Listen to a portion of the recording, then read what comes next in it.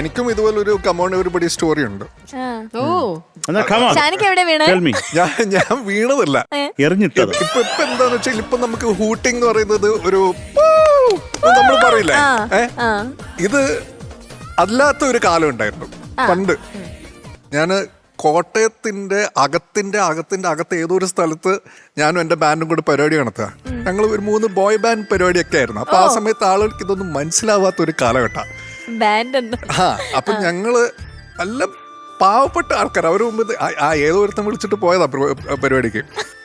അങ്ങനെ ഞങ്ങൾ 3 പേരും പെർഫോം ചെയ്യുന്ന, ഞങ്ങൾ പാടുന്നൊക്കെ ഇംഗ്ലീഷ് സോങ്സും ഹിന്ദി സോങ്സ് ഒക്കെ.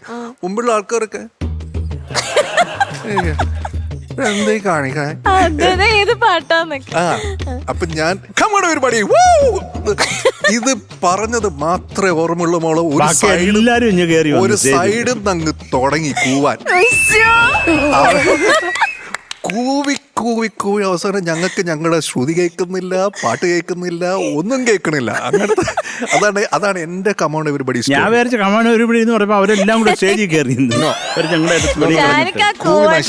ഷാനിക്ക് കൂവിയതാ പ്രശ്നം. ഞാൻ കമോൺ എവരിബഡി അവര് ഓക്കെ ഇപ്പൊ ശരിയാക്കി തരാം.